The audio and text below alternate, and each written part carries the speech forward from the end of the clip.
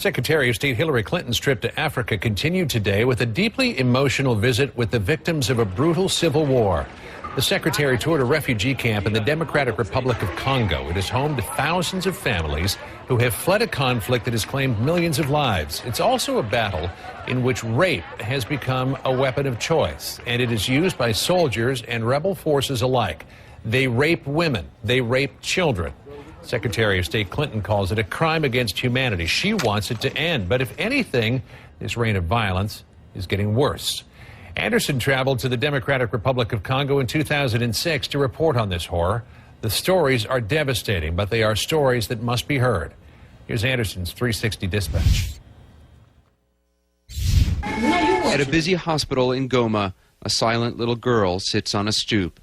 She's 5 years old now, but still cannot speak of the terrible thing that happened to her. 2 years ago, when she was just 3, she was gang raped by soldiers. Children as young as 3 years old are getting raped. 3 years old, yeah. It's crazy. Very crazy, and it's difficult to understand the social causes of this event. But we think that people are so disappointed. They've been in dictatorship for 40 years. Now they all came, so they lost all the hope, and they start behaving like animals. Dr. Luc Malamo has a hospital ward full of girls and women who've been raped and developed fistulas, holes in their vaginas or rectums that make it impossible to control bodily functions. Why do so many rape victims here develop fistulas? We think that the first reason that the rape is too violent. Some of them they will use after raping the lady, they may use a weapon, a knife, or even a piece of wood, and some of them have been shot on after being raped. So women aren't just getting raped, and they're not just getting gang raped, they're often being shot internally afterward, or people putting objects inside them, knives, clubs. Yeah, they are being raped, but some of them, mainly those who develop fistula, tell that after being raped, they will be shot on or just be traumatized by a weapon.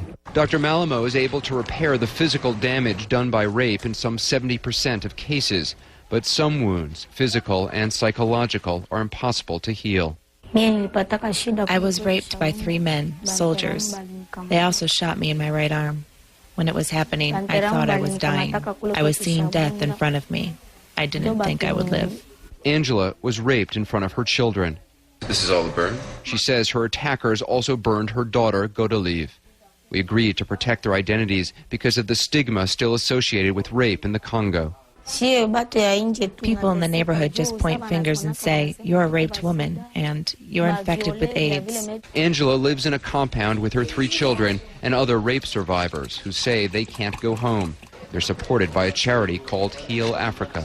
This is the one meal that Angela's kids will probably have today. She and her children have been living here in Goma for the last 5 months. Angela would like to be able to return to her home village, but that's simply impossible. The men who raped her are likely still living in the area. They, of course, have never been brought to justice, and she really has no home to go back to. Her husband has now kicked her out of the house because she was gang raped. He heard I was raped, and he just said, "Go on your own. I don't need you anymore. If we live together, you now might have HIV, so you might infect me." Like many rape survivors here, Angela's future is at best uncertain. The only thing I need is some land, so I can build a house. I might die, and I want my kids to have that castle. I'm hoping for a miracle. There are a few miracles in the Democratic Republic of the Congo. The men who rape are rarely brought to justice, and the women who survive must simply try to heal. A devastating account of the atrocities that continue to be committed right now in the Congo. As for Angela, the courageous woman at the center of that report, we were hoping to speak with her today, or at least find out where she is. Unfortunately, we were unable to locate her. We hope and we pray that she and her girls are safe.